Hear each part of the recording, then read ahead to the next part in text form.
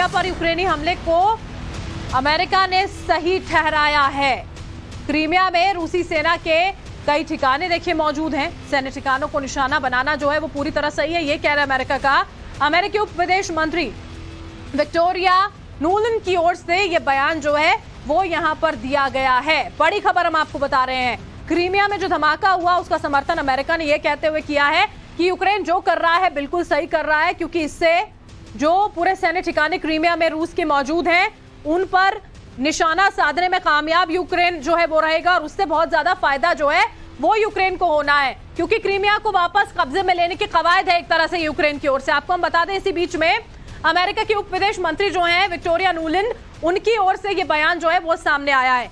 Crimea में दरअसल रूसी सैन्य ठिकानों पर यूक्रेनी हमला जो हुआ उसको यूएस की ओर से सही करार दे दिया गया। इस बयान के साथ क्रीमिया से रूस को बेदखल करने की कोशिश दरअसल अमेरिका की ओर से यहां पर की जा रही है।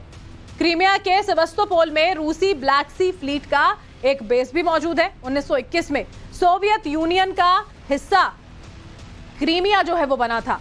1954 में सोवियत यूनियन ने क्रीमिया यूक्रेन को सौंप दिया था और 2014 में रूस ने क्रीमिया पर कब्जा कर लिया था। हमारे साथ देवनाथ सर लगातार बने हुए हैं, उनका रुख करते हैं। सर, सीधे सीधे क्रीमिया पर हमले के लिए यहाँ पर उकसाना अमेरिका की ओर से, क्योंकि ये सवाल कहीं उठ रहे थे कि जब क्रीमिया को वापस कब्जे में लेने की कवायद यूक्रेन करेगा तो पता नहीं पश्चिमी देश साथ देंगे या नहीं देंगे, लेकिन अमेरिका जो ये बयान दे रहा है, ये दाव भारी पड़ सकता है क्या?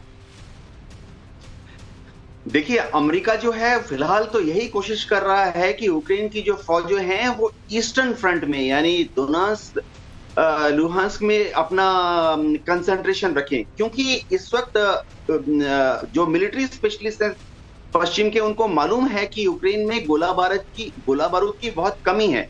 ऐसे हालत में अगर यूक्रेन एक नया फ्रंट खोल देगा क्रीमिया के ऊपर तो गोला बारूद की जो रिक्वायरमेंट है वो कई गुना बढ़ जाएगी। हाँ, इसमें कोई शक नहीं है कि राष्ट्रपति जेलेंस्की ने बार बार कई जगह पर यह बताया है कि इस युद्ध को तभी खत्म कर सकते हैं वह अपनी तरफ से अगर क्रीमिया पर यूक्रेन का कब्जा हो जाए।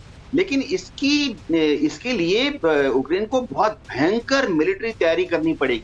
क्रीमिया प्रायद्वीप पर रूस जो है वो अपना आधिपत्य जमा चुका है 2014 में, और अभी क्रीमिया में रूस की बहुत बड़ी मिलिट्री प्रेजेंस है। क्रीमिया में रूस की नेवी का बहुत बड़ा हिस्सा डिप्लॉयड है, और अगर क्रीमिया हाथ से निकल जाता है तो पूरी ब्लैक सी पर रूस का नियंत्रण कम हो जाएगा, खो जाएगा, और रूस किसी भी हालत में नहीं चाहेगा कि ब्लैक सी पर रूस का नियंत्रण कम हो जाए। हमें भूलना नहीं चाहिए कि अभी हाल ही में जब क्रीमिया को रूस से जोड़ने वाले कर्स्क ब्रिज पर हमला किया था यूक्रेन ने, तो रूस ने इसका काफी भयंकर प्रतिवादन किया था।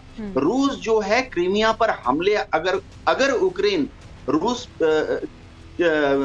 यूक्रेन क्रीमिया पर हमला करता है तो रूस उसका कड़ा मुकाबला करेगा। रूस इतनी आसानी से क्रीमिया को अपने हाथ से नहीं देगा, क्योंकि रूस के लिए तो ये जीती हुई बाजी को हारने वाली बात। वैसे ही सर, इतने लंबे वक्त से ये युद्ध चल रहा है, उसी को लेकर रूस पर सवाल खड़े हो गए थे। 2014 में जिस क्रीमिया पर कब्जा किया था वो भी चला जाएगा तो फिर बहुत मुश्किल पुतिन के लिए हो जाएगी।